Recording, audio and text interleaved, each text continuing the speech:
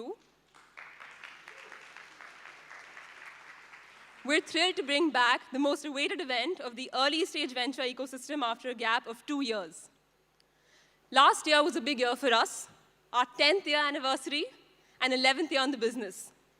And we were excited to bring you Blume Day X, but life had other plans.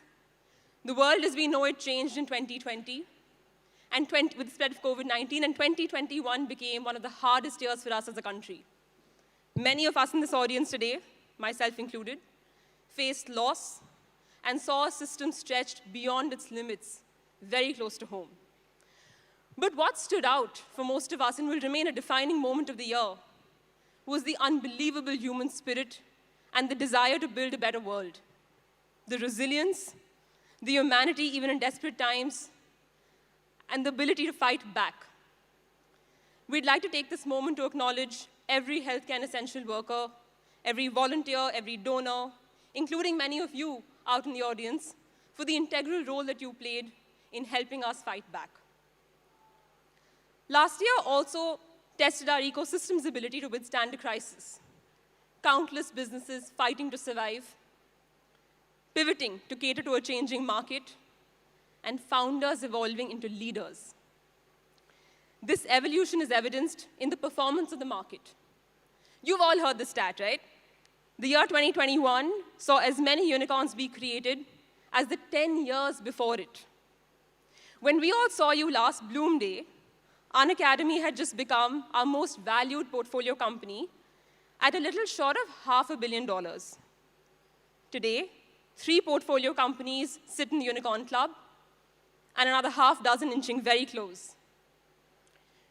2021 also saw 11 startups IPO, including the first one led by a female founder, Ye, showing that the Indian market can indeed deliver successful exits. But the most important development in 2021 was India's gumption to be able to play spaces that were typically always left for the West. Space tech, electric vehicles, deep tech and its application in daily life.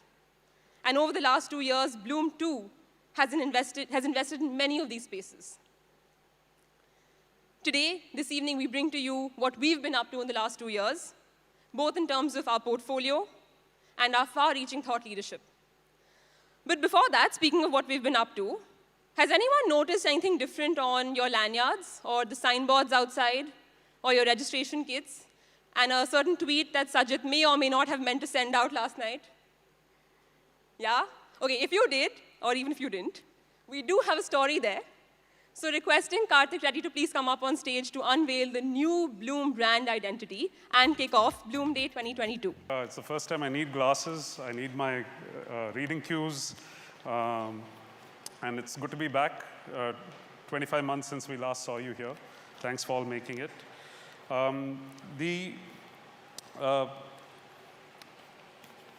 Most of you have seen the logo, so there's nothing new about the logo. But let me just walk you through a bit of the history. Am I pointing this right? Yeah. Oops.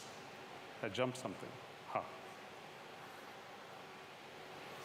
Does anyone other than my family know what this image is? I think I spoke to some of the LPs in the morning. Do you know? What? No, it is a painting, of course. But it's the, back in 2010, when we were looking for a name, Sanjay and me, like good partner founders, ran all the names by our wives, and then they obviously shot it down.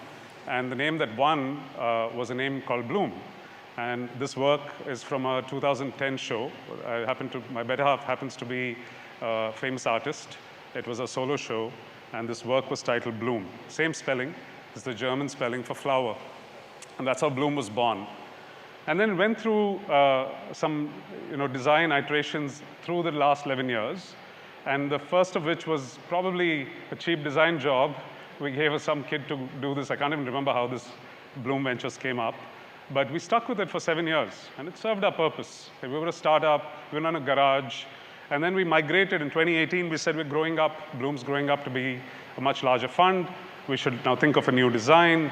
And what eventually came up was a lovely logo, but I think it quickly outlived its its identity in 4 years.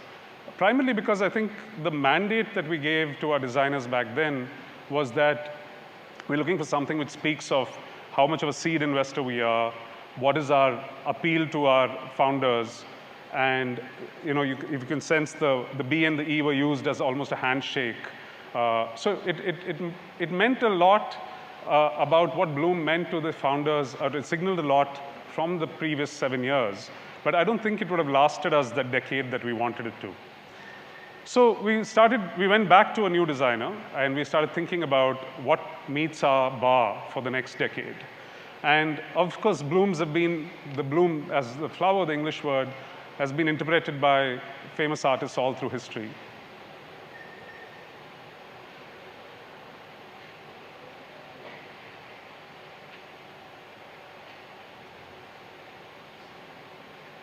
And so the first cut was, all these iterations that we came up with, or designer came up with. And then one work out of Aditi's repertoire eventually became what is the new Blume logo out here.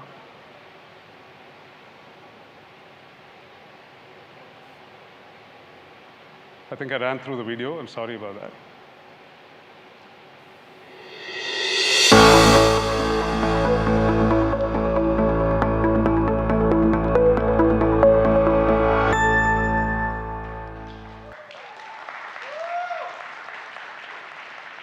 So a few words about the thought. I think when the person we hired, she did an extensive job of actually talking to about 20 of our stakeholders, including a lot of founders.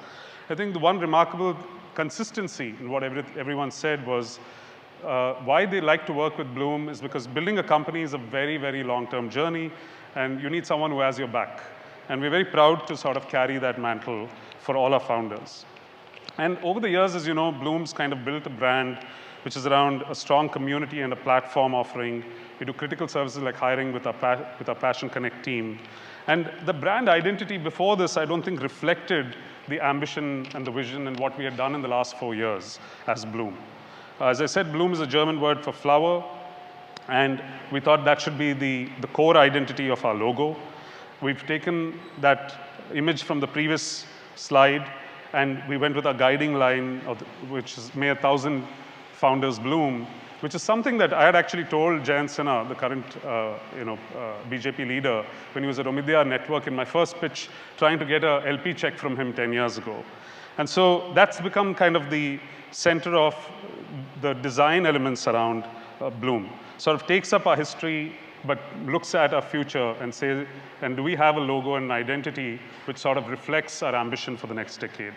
So the final visual expression was deliberately not a complete Blume, because there's always room to grow, always room to learn. That's why I think Blume is positioned today. The petals are a little asymmetrical. They are slightly different tints. It kind of reflects our variety of founders that we have in our portfolio. And essentially, when they all converge, you see the magic in the middle, which are the stars that get formed. And those are our portfolio companies which sort of really erupt out and bloom out. For whoever's interested in typefaces, it's Proxima Nova. And this, I think, truly reflects our ambition for the next decade. So this is Blume 2022.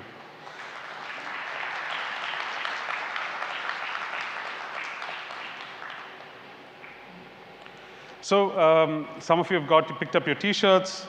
This is a tradition that Blume has had. I think it's our 8th, if I'm not mistaken. I hope it's not the 8th or 9th T-shirt. We do this annually. When you come into Blume Day, you get a goodie bag. Last year, a lot of you missed it. We gave it to you if we met you in the last 12 months. And this was our initial thought from 10 years ago, rather 2 years ago, that when we said, when we have our 10th anniversary, this is very apt for the Blume message and who we are as a brand. And so last year's, we are the music makers, and I won't waste time on the poem, but it's an ode by Arthur Shaughnessy, and we've used this last year. This year, it's Power of the Underdog. If you walked in while the ad films were playing, you saw how our otherwise thought to be very small companies have all broken into the limelight. You saw Dunzo, Cashify, Healthify, An Academy, Spinny, Slice. All of these were not household names 2 years ago, but essentially, I think all our belief in these companies has come to the fore. And so we've gone with Power of the Underdog this year, and that's our t-shirt this year. So please enjoy that. What I think is a celebratory 3, 4, 5 minutes that I want to spend before we roll into the program.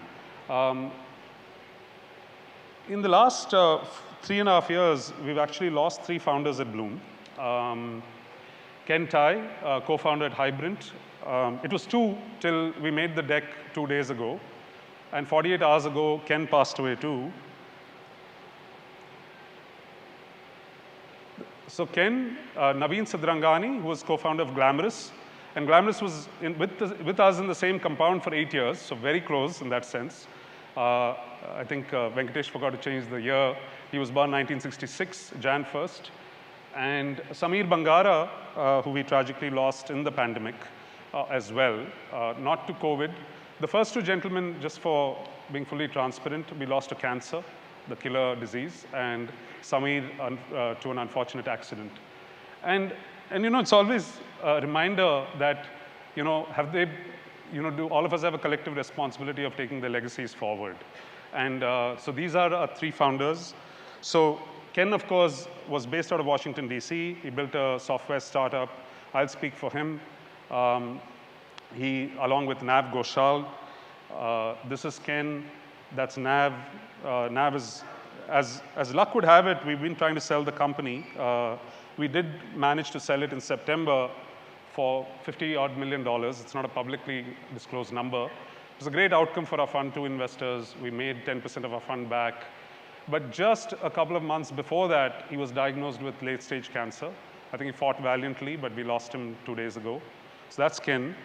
And for the other 2 founders, their legacies, here as well. They found a home. Nav is building inside of that home. But for the other 2 stories, I wanted to bring the co-founders who are continuing with those legacies and say a short few words on celebrating their legacies. Can I have Zubin first, please, to speak of Naveen? Yeah, Sanjay, consider. Come up, Zubin. Let people see you. You were right about needing the glasses now. No, go ahead. Yeah.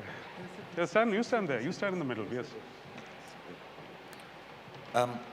Naveen was not just my business partner at Glamorous. He was also my best friend. I knew him since our school days. And if there's one thing I can say about Naveen, it is that he was full of ideas. And Glamorous was his brightest. Naveen fought cancer through all the years that we grew Glamorous together. But you would have never known it if you saw him at work. He always had his enthusiastic stride when he entered the office, carrying with him his usual bubbly demeanor and his larger-than-life dreams. His exuberant spirit and his passion for everything he did, that's what really fueled everyone at Glamorous.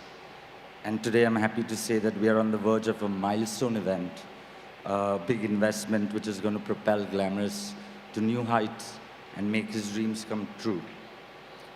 None of this would have been possible without Naveen and his gift, the ability to combine, extrapolate, and see things in different perspectives. And the countless hours that I spent with him, sifting through all those ideas, discussing each one in detail, is what I remember and miss about him the most. And it's also what I treasure about him the most. Thanks. Thanks, Zubin. Thanks. Can I have Abhi and Sagar to say a few words about our friend Samir?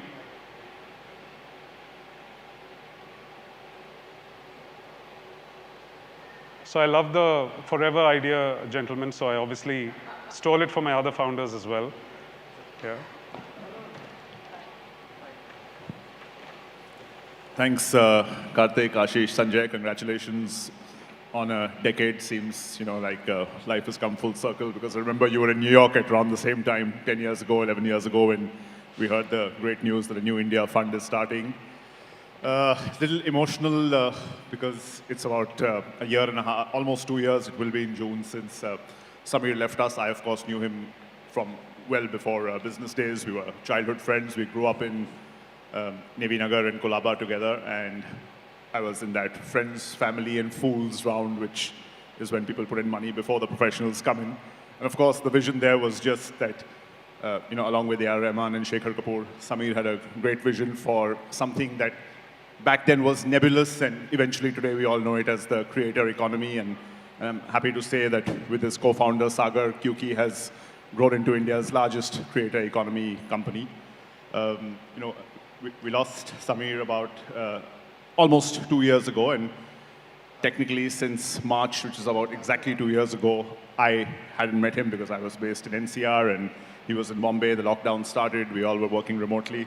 So even when the tragic news came out, it was very hard to get closure on it. But I think what happened since then is that the kind of relationships he made in the industry with artists, with creators, with partners was so phenomenal that, despite such a tragic and unexpected event happening, an event for which there's no playbook, there's no, formula to go back on, not just his entire team, but the entire industry just sort of rallied around him, and there was no question of, anything untoward happening with the business. And Kyuki, in fact, has gone from strength to strength since that day. And it's, of course, been our goal to ensure that Samir's legacy stays, forever, because he is technically, we would, we call him the pioneer of India's creator economy, because he was doing it before it was even a thing. And some of India's biggest digital stars today who emerged from literally nowhere and are today, probably raking in as much as small companies, are all people who got their first check from Samir. So that graffiti artwork is, in fact, something that graces our new premises that we just opened 2 weeks ago. So post-COVID, our first office in Mumbai has Samir overlooking all of us. So I'd be very happy to invite all members of the Blume family to stop by and come and visit the office sometime. But thank you very much to Team Blume, and we'll make sure that Samir's vision is realized in the long term. Sagar, a few words? No? Okay, an emotional moment for all of us, but thank you so much for this stage, Karthik. No, thank Thanks, you. Sagar.